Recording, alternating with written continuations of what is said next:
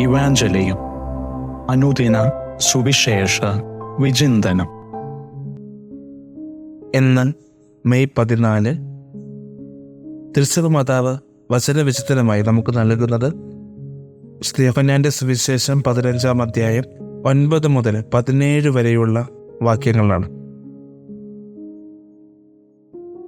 പരസ്പരം സ്നേഹിക്കുക എന്ന അർത്ഥവത്തായ വലിയൊരു സന്ദേശമാണ് ഇന്നത്തെ സുവിശേഷത്തിലൂടെ നമുക്ക് ഓരോരുത്തർക്കും ലഭിക്കുന്നത്.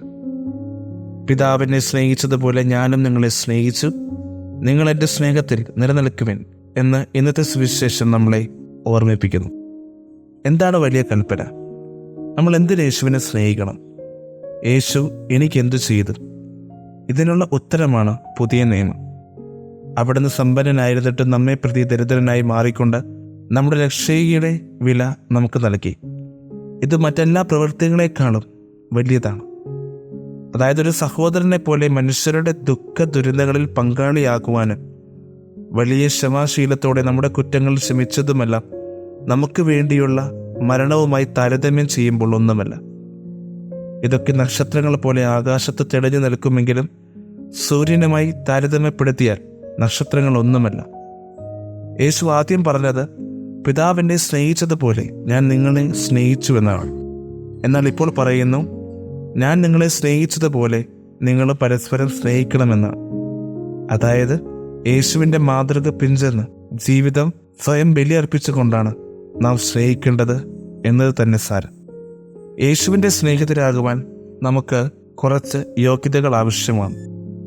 യേശു പറയുന്നത് ചെയ്യുമെങ്കിൽ നാം അവിടുത്തെ സ്നേഹിതനാണ്. നാം കുറേ കാര്യങ്ങൾ ചെയ്യണമെന്ന് അതിനൊരു സാരമുണ്ട്. യേശു വിളക്കിയിട്ടുള്ളത് ചെയ്യാതിരുന്നാൽ മതി സ്നേഹിതനാകുവാൻ എന്ന ചിന്ത ഒരു മൗഢ്യമാണ്. തിന്മയും പാപമാർഗങ്ങളും ഉപേക്ഷിക്കണമെന്നത് ശരി തന്നെയാണ്. എന്നാൽ അതുകൊണ്ട് മാത്രം നാം ഒരിക്കലും അവിടുത്തെ സ്നേഹിതനാവുന്നില്ല.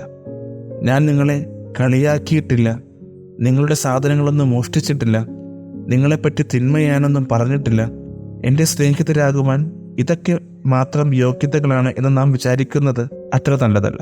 മറിച്ച് നാം ഒരുവന്റെ സ്നേഹിതനാകുവാൻ ആഗ്രഹിക്കുന്നുണ്ടെങ്കിൽ അവന് വേണ്ടി നന്മകൾ ചെയ്യുവാനും അവന് വേണ്ടി പ്രാർത്ഥിക്കുവാനും അവൻ്റെ ജീവിതം കുറച്ചുകൂടി സുന്ദരമാകുവാനും നാം ശ്രമിക്കണം. സ്നേഹിതനാകുവാൻ നിരന്തര സമർപ്പണം അനിവാര്യമാണ്. മറ്റുള്ളവരുടെ ജീവിതത്തിലെ സന്തോഷങ്ങൾക്ക് വേണ്ടി നമ്മളെ തന്നെ നമ്മൾ സ്വയം സമർപ്പിക്കുവാൻ തയ്യാറാകുന്ന ഒരു നിമിഷം, ആ നിമിഷം നമ്മൾ മറ്റുള്ളവരുടെ സ്നേഹിതനാണ്. ഞായറാഴ്ചകളിൽ മാത്രം ചില കാര്യങ്ങൾ ചെയ്താൽ നമ്മൾ ആരും സ്നേഹിതരാവുകയില്ല. അവിടെ നിന്ന് നിരന്തരം വസിക്കുകയും കൽപ്പനകൾ അവസാനം വരെയും നമ്മൾ പാലിക്കണം. യേശു വിഭാവനം ചെയ്ത ചൈതന്യത്തിൽ തന്നെ നാം അത് ചെയ്യുകയും ചെയ്യണം. തിരിച്ച് പ്രതീക്ഷിക്കാതെ മറ്റുള്ളവരെ സ്നേഹിക്കുവാൻ നമുക്ക് സാധിക്കണം. നാം ചെയ്യുന്ന കാര്യങ്ങളുടെ പിന്നിൽ യേശുവിൻ്റെ സ്നേഹം മാത്രമായിരിക്കണം നമ്മുടെ ലക്ഷ്യം. ഇന്നത്തെ സുവിശേഷം നമ്മളെ പ്രധാനമായും ചിന്തിക്കുന്നത് ദാസന്മാരും സ്നേഹിതരും എന്നൊരു ചിന്തയിലേക്ക് കൂടിയാണ്. യേശു ശിഷ്യന്മാരെ സ്നേഹിതർ എന്നാണ് വിളിക്കുന്നത്. എന്തുകൊണ്ടാണത്?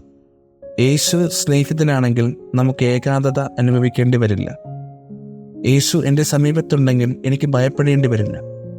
യേശു എൻ്റെ ഭാരങ്ങൾ വഹിക്കുവാൻ തയ്യാറാണെങ്കിൽ എൻ്റെ ജീവിത ഭാരങ്ങൾ എനിക്കധികം പ്രയാസമുള്ളതാവില്ല. ദാസന്മാർ കരാറിൻ്റെ അടിസ്ഥാനത്തിൽ പ്രവർത്തിക്കും. അവർ ജോലി ചെയ്യുന്നത് അവരുടെ തന്നെ നേട്ടങ്ങൾക്കും ആവശ്യങ്ങൾക്കും വേണ്ടിയാണ്. എന്നാൽ സ്നേഹിതർ അവർ പലപ്പോഴും പല കാര്യങ്ങൾ ചെയ്യുന്നത് അവരുടെ ഉള്ളിൽ നിന്ന് വരുന്ന സ്നേഹത്തിൻ്റെ അടിസ്ഥാനത്തിലാണ്. ആയതിനാൽ തന്നെ നമ്മളെല്ലാവരെയും ദാസന്മാരായിട്ടല്ല കാണേണ്ടത്, മറിച്ച് സ്നേഹിതരായിട്ടാണ് കാണേണ്ടതെന്ന് ഇന്നത്തെ സുവിശേഷം നമ്മളെ പഠിപ്പിക്കുന്നു.